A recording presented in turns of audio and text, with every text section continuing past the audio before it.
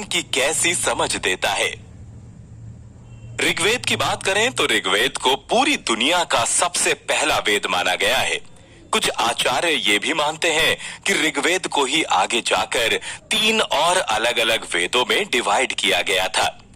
ऋग्वेद को आप श्रुति साहित्य कह सकते हैं, मतलब ये हमेशा से सुना गया है और कहा जाता है कि ऋग्वेद की जानकारी जिसे हो गई, ऋग्वेद का ज्ञान जिसे मिल गया, उसे इस ब्रह्मांड का पूरा ज्ञान मिल जाता है। तो चलिए ओम को आज ऋग्वेद के नजरिए से देखते हैं। ऋग्वेद के मंडल 1 सूक्त 3 श्लोक 7 में सबसे पहले ओम शब्द का उच्चारण कुछ इस तरह से मिलता है। ओमाश्चर्षणी धृतो विश्वे देवास आगत दाशवांसो दाशुषः सुतम। ओमाश्चर्षणी धृतो विश्वे देवास आगत दाशवांसो दाशुषः सुतम। ये सूक्त सूर्य को समर्पित है, जहां पर सूर्य की डिस्क्रिप्शन को ओम के साथ शुरू किया गया है। ऐसे ही ऋग्वेद में अलग अलग जगह पर ओम शब्द का उच्चारण मिलता है। और अगर हम देखें तो गायत्री मंत्र ओम भूर्भुवः स्वः की भी शुरुआत ओम से होती है और ये भी ऋग्वेद का ही एक अंश है। ऋग्वेद के जरिए अगर हम ओम को डिफाइन करना चाहें तो इसका मतलब होता है यस और हाँ। ओम संस्कृत का एक शब्द है जिसे आप हिंदी में हाँ से भी डिफाइन कर सकते हैं, या फिर आप ये कह सकते हैं कि अगर किसी ने आपको ओम कहा तो इसका मतलब है कि वो आपको परमिशन दे रहा है। वैदिक काल में ऋषि वेदों को उपनिषद के तौर पर अपने शिष्यों को सिखाया करते थे। दरअसल वेद के एक सूक्त का अर्थ बहुत बड़ा होता है। वेद के एक सूक्त में बहुत से रहस्य छिपे होते हैं जिसे समझना हर किसी के लिए आसान नहीं था। और वहां पर ओम शब्द कह देने का मतलब होता था कि गुरु अपने शिष्य को परमिशन दे रहे हैं कि वो उनसे सुना हुआ ज्ञान ग्रहण कर सकता है। ऋग्वेद में ओम शब्द को तलाशते हुए आगे चले तो एक शब्द और मिलता है, प्रतिशाख्या। अब आप कहेंगे कि ये प्रतिशाख्या क्या है? वैदिक युग में वेदों को जब गुरु रिवाइज करके अपने बहुत सारे शिष्यों को बताया करते थे तो उसे शाख्या कहा जाता था। और वही शाख्या यानी कि एक शिष्य आगे चलकर उसी वेद की नॉलेज को दूसरे 5 शिष्यों को समझाता तो उसे प्रतिशाख्या कहा जाता था। अब प्रतिशाख्या में जब एक गुरु के सामने बहुत सारे शिष्य बैठे होते थे तब शिष्यों को गुरु से परमिशन लेनी पड़ती थी कि क्या वो अपने सवाल उनसे पूछ सकते हैं। तब वो कहते थे वो हो, और गुरु अपने शिष्य को परमिशन देते। वो अगर कहना चाहते कि हाँ तुम अपने प्रश्न मुझसे पूछ सकते हो, तब वो कहते ओम बोहो। तो आप ये कह सकते हैं कि ओम का ऋग्वेद में उपयोग अपने गुरु को सम्मान देने के लिए किया जाता था, उनसे आज्ञा लेने के लिए किया जाता था। ऋग्वेद के एक बहुत ही फेमस उपनिषद तैत्तिरीय उपनिषद में भी यज्ञ करते समय अपने गुरु से आज्ञा मांगने के लिए उनके सामने बैठा यजमान भी ओम शब्द का उपयोग करता था। और जब गुरु ओम कहता तो इसका मतलब था कि यजमान यज्ञ में आहुति दे सकता है। संस्कृत में अगर देखा जाए तो परमिशन के लिए 2 अलग अलग शब्द मिलते हैं। पहला है अनुमति और दूसरा अनुजना। यहाँ पर ओम का मतलब अनुमति से ज्यादा अनुजना है। अगर हम अनुजना का सही मतलब देखें तो अनुजना का अर्थ होता है किसी को भी एक मोरल इंस्ट्रक्शन देना, स्पिरिचुअल लर्निंग का पार्ट बनाना। लेकिन अनुमति का मतलब होता है सिर्फ आज्ञा मानना, मांगना। इतना समझने के बाद आप ये तो समझ गए होंगे कि ओम का मतलब है परमिशन देना। तो इस बात का ये मतलब भी निकल सकता है कि ऋग्वेद काल में ओम लोगों के दैनिक जीवन का हिस्सा था। अब यहाँ पर इससे जुड़ी एक बहुत ही खास बात है जो आपकी जिंदगी में काम आ सकती है। वो ये है कि जब आप ओम का उच्चारण करते हैं तब आप ब्रह्मांड से परमिशन लेते हैं कि आप ब्रह्मांड की फ्रीक्वेंसी, उसके वाइब्रेशन को, उसकी एनर्जी को महसूस कर सके। और जब उनकी वही ध्वनि आपके आसपास के एनवायरनमेंट से टकराते हुए आपके कानों तक वापस आती है, तब आप यूनिवर्स की फ्रीक्वेंसी से अपने आप को कनेक्ट करते हैं। तब एक तरीके से ब्रह्मांड आपको परमिशन देता है कि आप ओम की एनर्जी को अपने अंदर उतार सकते हैं। अब वैदिक युग की बात करें तो वैदिक काल में पूजा का एक अलग नियम था। अग्नि में आहुति देना और खुद अग्नि बहुत ज्यादा मायने रखती थी। यज्ञ हुआ करते थे, यज्ञ ही पूजा की विधि थी। ऋग्वेद की शुरुआत ही होती है अग्नि के प्रेयर से। अग्नि को ऋग्वेद के सबसे पहले सूक्त में याद किया गया है। ऋग्वेद में ओम को 3 तरह की अग्नि के साथ जोड़ा गया है, इसलिए ओम को ऋग्वेद में त्रिधामा और त्रिमुखा भी कहा जाता है। ऋग्वेद कहता है कि अग्नि 3 दिशा में जलती है और जब अग्नि में हवन डाला जाता है तो अग्नि 3 दिशा से उसे स्वीकार करती है। इसमें ओम को अग्नि की 3 दिशा और 3 तरह की अग्नि के साथ साथ धरती, वातावरण और स्वर्ग के साथ भी जोड़कर देखा गया है। मतलब आप कह सकते हैं कि ओम 3 अलग अलग लोक, धरती, वातावरण और स्वर्ग लोक को रिप्रेजेंट करते हैं। यहाँ तीनों लोकों में एक चीज बिल्कुल कॉमन है और वो है फायर एलिमेंट यानी कि अग्नि। इसके साथ ही आपने ये भी सुना होगा कि अग्नि एक प्यूरिफायर है। अग्नि हर चीज को शुद्ध करती है, इसलिए जब हम किसी भी तरह का कर्मकांड या पूजा करते हैं तो अग्नि को जरूर प्रज्वलित करते हैं। और वेद में ओम को अग्नि के समान ही प्यूरिफायर बताया गया है और इसीलिए ओम को सर्व परवाना भी कहा जाता है। अग्नि ना सिर्फ हीट और लाइट का सोर्स है बल्कि ये नॉलेज और ज्ञान का भी सोर्स है। इसी तरह से ओम को भी नॉलेज और ज्ञान से जोड़ा जाता है। आप ओवरऑल ये समझ सकते हैं कि ऋग्वेद में ओम को अग्नि के साथ जोड़ा गया और अग्नि के जो गुण होते हैं वही गुण ओम के भी हैं। ओम में अ स्वर का मतलब है वो अग्नि जिसे घरों में प्रज्वलित किया जाता है और यू साउंड का मतलब है सदर्न फायर यानी कि दक्षिण मुखी अग्नि और एम साउंड का मतलब है सेक्रेड फायर यानी कि पवित्र अग्नि। ऋग्वेद के साथ साथ अगर पूरे वेदों को देखा जाए तो मनुस्मृति और रामायण में 3 वेदों का जिक्र मिलता है, ऋग्वेद, यजुर्वेद और सामवेद। अब यहाँ पर ओम के 3 स्वर में आ ऋग्वेद को दर्शाता है, यू यजुर्वेद को और एम सामवेद को दर्शाता है। तो आप कुल मिलाकर ये कह सकते हैं कि ओम का अर्थ है 3 वेद और इसीलिए उनको प्रणव और उद्गीत भी कहा जाता है।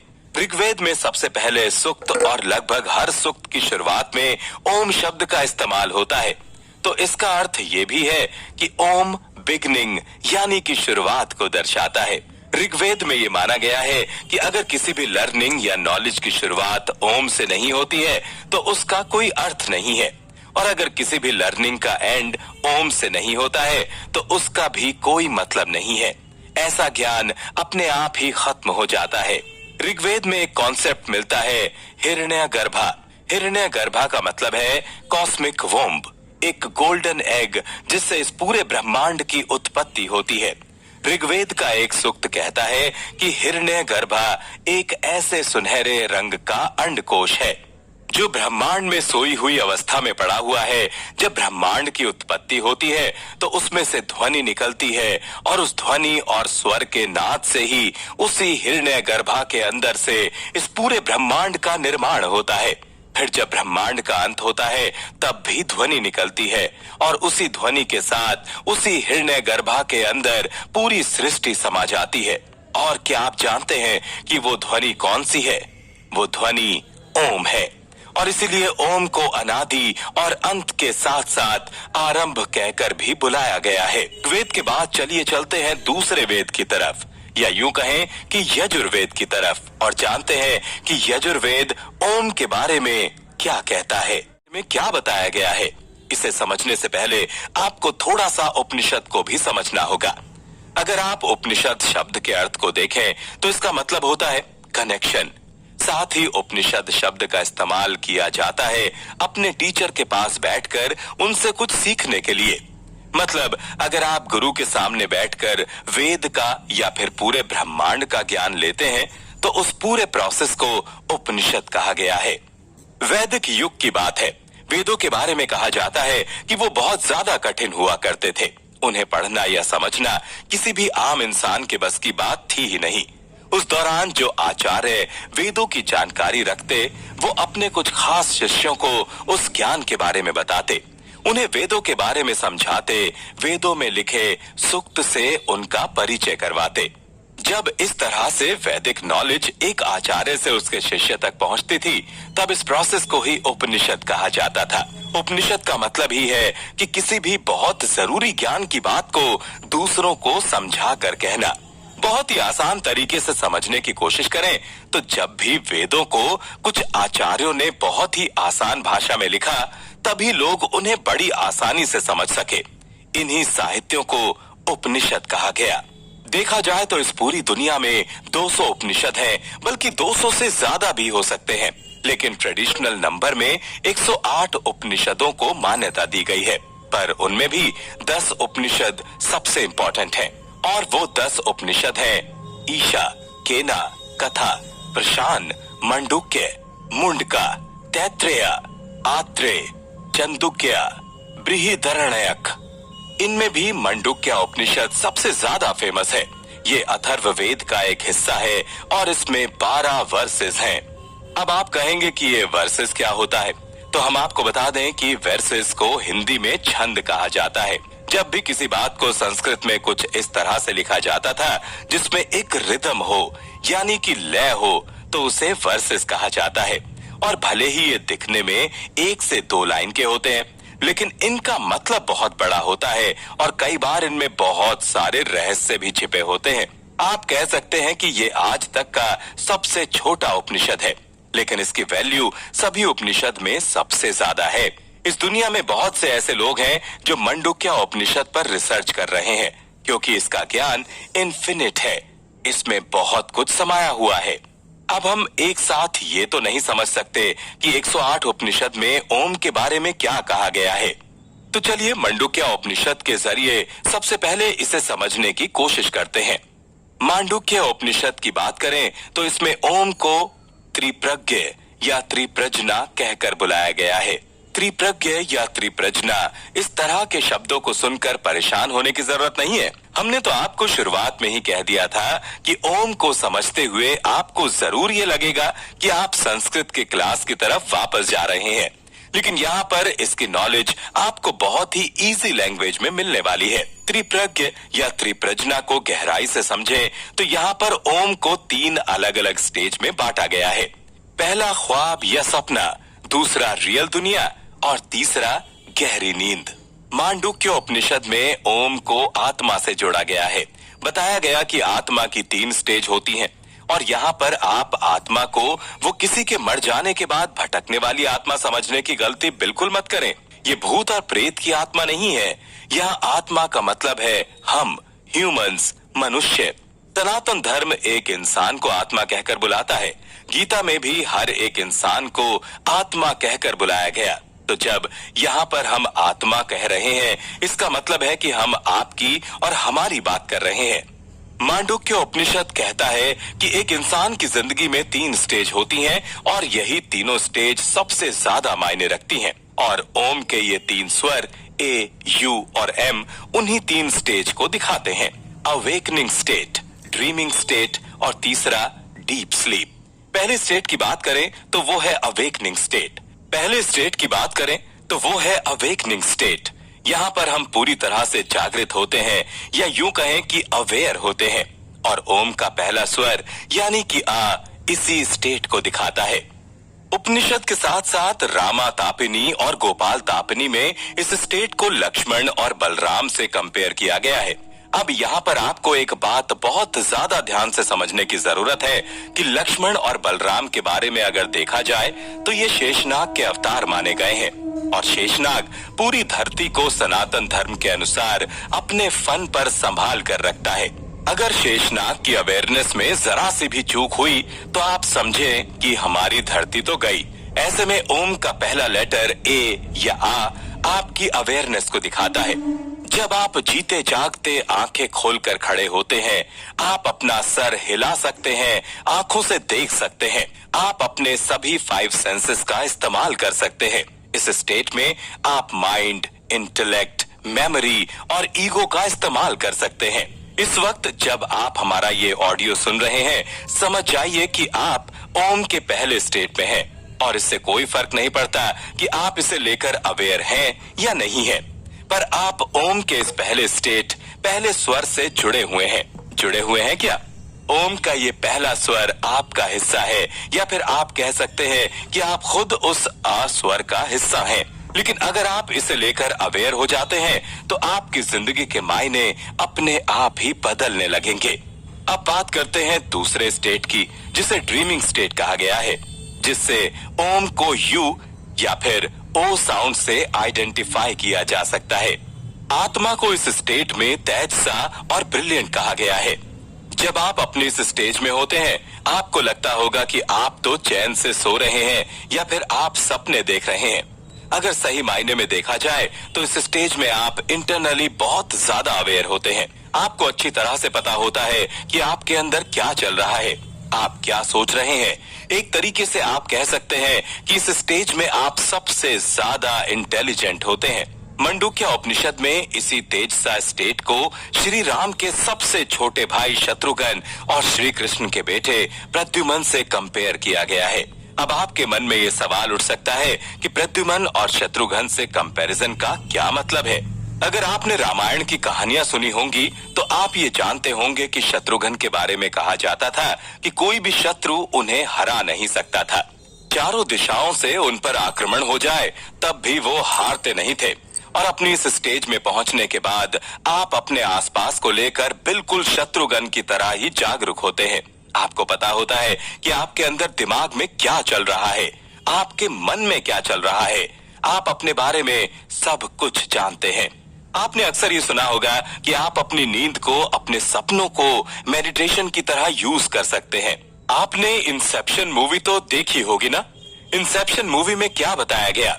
वहाँ बताया गया है कि कैसे आप अपनी नींद में जाकर भी सपनों के जरिए वो काम कर सकते हैं जो जीते जागते नहीं कर सकते। आप यहाँ पर आत्मा की दूसरी स्टेट और ओम के दूसरे साउंड यू को इंसेप्शन मूवी के एग्जाम्पल से ज्यादा अच्छी तरह से समझ सकते हैं। मांडूक्य उपनिषद में आत्मा के तीसरी स्टेट को डीप स्लीप स्टेट कहा गया है और यह उपनिषद आत्मा के इस स्टेट को यानी कि हमारी डीप स्लीप को ओम के एम या मा स्वर से जोड़ता है। इस स्टेट को संस्कृत में प्राज्ञ कहा जाता है, मतलब एक ऐसी अवस्था जिसमें आप अपने आप को सबसे ज्यादा अच्छी तरह से समझ सकते हैं, अपने आप को आइडेंटिफाई कर सकते हैं। इसे आप डीप स्लीप के बजाय अगर डीप मेडिटेशन से कंपेयर करें तो आपको बातें ज्यादा क्लियरली समझ आने लगेंगी। रामा तापिनी और गोपाला तापिनी में इसी उपनिषद का एक्सप्लेनेशन है और वो ओम के एम को और हमारी डीप स्लीप स्टेट को राम के भाई भरत और कृष्ण के पोते अनिरुद्ध से जोड़ता है। यहाँ पर आपका कोई सेंस काम नहीं करता, यहाँ पर काम करती है तो सिर्फ मेमोरी, आपका दिमाग जो बिल्कुल शांत हो जाती है, शून्य हो जाती है।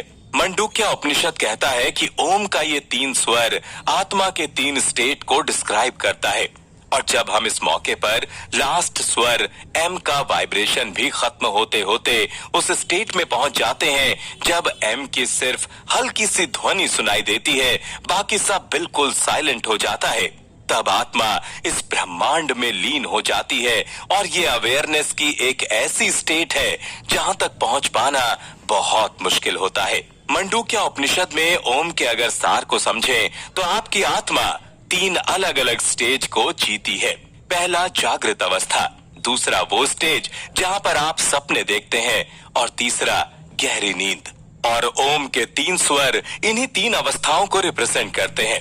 तो अब जब भी आप ओम का जाप करें, ये समझने की कोशिश करें कि आप सिर्फ एक मंत्र का जाप नहीं कर रहे हैं, बल्कि आप अपनी आत्मा के तीन स्टेट समझने की कोशिश कर रहे हैं। मंडूक्य उपनिषद के बाद चलिए चलते हैं इस दुनिया के सबसे पहले धर्म ग्रंथ की तरफ, ऋग्वेद की तरफ, और जानते हैं कि ऋग्वेद में ओम के बारे में क्या कहा गया। आओम है। ओम को एक्चुअली में कैसे प्रोनाउंस करना है, ये सुनकर अगर आपको ये लगता है कि हम बचपन से जिस तरह से बोलते हैं वो तरीका गलत कैसे हो सकता है, तो इसे एक छोटे से एग्जाम्पल से समझते हैं। आजकल इंस्टाग्राम और यूट्यूब पर एक ट्रेंड चल रहा है जिसमें क्रिएटर सबको बताते हैं कि आप इन इंग्लिश वर्ड्स को गलत प्रोनाउंस करते हैं। आपको अमेरिकन एक्सेंट को समझना होगा। जैसे आयरन नहीं आयन होता है, कैल्शियम नहीं कैल्शियम होता है। हम इसे तो अडॉप्ट करने की कोशिश कर रहे हैं, लेकिन हम अपने सनातन धर्म के सबसे बेसिक बीज मंत्र या फिर जिनसे मंत्रों की शुरुआत होती है, उस ओम को ही सही ढंग से प्रोनाउंस नहीं करते हैं। इसे समझने के लिए सबसे पहले अपना मुंह खोलिए और ऊंचे स्वर में कहिए आ। फिर अपना मुंह हल्के से बंद करिए और बहुत ही धीमे से स्वर में कहिए ओ। फिर अपना मुंह पूरा बंद करिए और एक गूंज की तरह आवाज निकालिए और माँ कहिए कुछ इस तरह से। ध्यान रखिए, माँ का उच्चारण आपको पूरा पूरा नहीं बल्कि एक गूंज की तरह करना है। ऐसे जो साउंड निकलता है वो है ओम, ओम नहीं। और यही हमारी जिंदगी है। देखा जाए तो इस दुनिया की शुरुआत से लेकर आज तक, चाहे वो बुद्ध हो, पैगंबर या जीसस या गुरु नानक, जिसने भी खुद को बिल्कुल शांत करके ब्रह्मांड के उस बेसिक स्वर को समझने की कोशिश की, उसे सबसे पहले ओम शब्द ही सुनाई दिया। पर यहाँ पर आप एक बात बहुत ध्यान से समझ लीजिए, सिर्फ हिंदू धर्म और सनातन धर्म की बात नहीं है, बल्कि क्रिश्चियनिटी और इस्लाम में भी उनके सबसे पहले शख्स जिसने भी इस यूनिवर्स के मूल को समझने की कोशिश की और समझने के लिए खुद के अंदर की उस आवाज को सुनने की कोशिश की, उन्हें यही 3 स्वर सुनाई दिए। और इसीलिए क्रिश्चियनिटी में अमीन और इस्लाम में भी अमीन जैसे शब्दों का इस्तेमाल किया जाता है। लेकिन जैसे जैसे संस्कृति, सभ्यता और समय बदलता गया, ये साउंड और इसकी वाइब्रेशन एक पीढ़ी से दूसरी पीढ़ी तक आगे चलती गई। ऐसे उसका उच्चारण भी समय के साथ बदलता गया। इसलिए आज ओम बदल चुका है ओम में। इतनी अच्छी तरह से बचपन की तरह हिंदी और संस्कृत में स्वर, व्यंजन और संधि की क्लास को रिवाइज करने के बाद अगर आप ओम के उच्चारण को अच्छी तरह से समझ गए हैं, तो अब चलिए चलते हैं अपने नेक्स्ट स्टेप की तरफ। ओम का उच्चारण सही ढंग से कैसे किया जाता है, सिर्फ इतना समझकर आपका काम नहीं बनेगा। आपको ओम के सही अर्थ को भी समझना होगा। और ओम को समझने की जर्नी में आपको महसूस हो सकता है कि हम संस्कृत की क्लास को रिवाइज कर रहे हैं, लेकिन सही है ना, हम संस्कृत को भूल चुके हैं। अगर हमने इस लैंग्वेज को पकड़ कर रखा होता तो आज शायद इंडिया से ज्यादा ब्रिलियंट देश कोई और नहीं होता। आप खुद ही सोचकर देखिए कि हम संस्कृत को भूल चुके हैं, लेकिन फॉरेन की बड़ी बड़ी यूनिवर्सिटी में लोग संस्कृत में पीएचडी कर रहे हैं। भारत के संस्कृत के लिटरेचर को फॉरेन में ले जाकर उसमें रिसर्च की जा रही है और उसे इंग्लिश में ट्रांसलेट करके हमारे सामने लाकर रिप्रेजेंट किया जा रहा है। और हम बड़ी शान से उन इंग्लिश की किताबों को अपने बुक शेल्फ में जगह देते हैं और खुद को बहुत ज्ञानी समझने की कोशिश करते हैं। लेकिन हम अपना मूल भूल गए, हम संस्कृत को भूल गए और वैसे ही हम ओम को भी भूल गए हैं। और आज हम ओम को इंटरनेट के नजरिए से नहीं बल्कि अपने उन्हीं पुराने स्क्रिप्ट के नजरिए से समझेंगे, वेद, वेदांत और सनातन साहित्य की नजर से समझेंगे। ओम को त्रिदेवत कहा गया है। इसके तीनों स्वर ब्रह्मा, विष्णु और महेश को दिखाते हैं। दूसरी तरफ से देखा जाए तो यहाँ पर ए का मतलब होता है अलोन, यू का मतलब है फुल और एम का मतलब है माइंड। इसे आप कुछ इस तरह से एक्सप्लेन कर सकते हैं, जिस वक्त आपका दिमाग बिल्कुल अकेले और हर तरह के विचारों से शून्य होते हुए भी भरपूर होता है, यानी कि आपको किसी चीज की कमी महसूस नहीं होती, उस मेंटल स्टेट को आप ओम कह सकते हैं। अगर आप इसे अपनी डेली लाइफ से जोड़कर देखना चाहते हैं, तब भी ओम काम करता है। जब आप सोते हैं तो शुरुआत में आपको एक हल्की सी नींद आती है, उसके बाद आप सपनों की दुनिया में चले जाते हैं। फिर एक ऐसी स्टेज आती है जहाँ पर सपने भी बिल्कुल गायब हो जाते हैं, जहाँ कुछ नहीं होता सिवाय शून्य और शांति के। आपकी नींद के ये तीनों स्टेप भी ओम को ही दर्शाते हैं। ओम को त्रिदेवत कहा गया है। इसका मतलब है कि ओम को ब्रह्मा, विष्णु और महेश कहा गया है। यहाँ ए मतलब क्रिएटर ब्रह्मा, यू मतलब है इस पूरे संसार को चलाने वाले विष्णु और एम मतलब सबको डिस्ट्रॉय करने वाले शिव से है। वेदों के साथ साथ मार्कंडे पुराण में ऋषि मार्कंडे भी कहते हैं कि ओम का ये 3 स्वर ब्रह्मा, विष्णु और महेश को दर्शाता है, यानी कि सृष्टि के क्रिएशन, सृष्टि का पालन और सृष्टि के अंत को दर्शाते हैं। अगर इस पूरे संसार के फिजिकल फॉर्म को देखें तो ओम में ए का मतलब है अर्थ, यू का मतलब है एटमॉस्फेयर और एम का मतलब है स्वर्ग। हमारे सनातन धर्म में भी हमारे संसार को धरती, वातावरण और स्वर्ग के बीच ही बांटा गया है। ओम अपने 3 स्वर के जरिए इस पूरे संसार को समेट कर रखता है। और जब हम वेद और वैदिक ज्ञान की बात करते हैं तो अगर आप बहुत शुरुआत की तरफ जाएं तो इस सृष्टि में 4 की जगह 3 वेद के बारे में जानकारी मिलती है और वो है ऋग्वेद, यजुर्वेद और सामवेद। कहा जाता है कि अथर्ववेद बाद में तैयार किया गया था। ऐसे में ओम के ये 3 लेटर लगातार ऋग्वेद, यजुर्वेद और सामवेद को दिखाते हैं।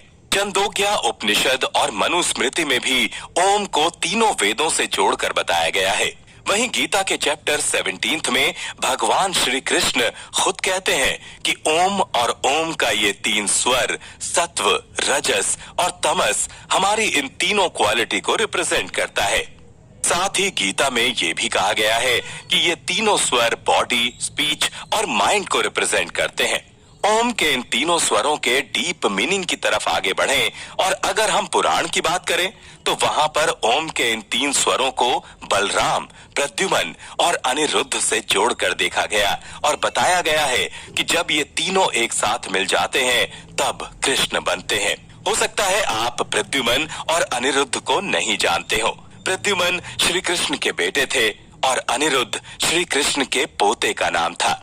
अगर आप छंदोग्य उपनिषद की बात करें तो यहाँ पर ओम को उद्गीत के नाम से बुलाया गया है, जहाँ पर उद का मतलब है धरती, गी मतलब ये आसपास का वातावरण, था का मतलब स्वर्ग से है। यहाँ पर हमने ओम के 3 अलग अलग पार्ट को समझा है। चलिए सबसे पहले शुरुआत करते हैं सनातन धर्म के एक बेहद खास उपनिषद से, मांडुक्य उपनिषद से, और जानते हैं कि मांडुक्य उपनिषद में ओम के बारे में क्या कहा गया है।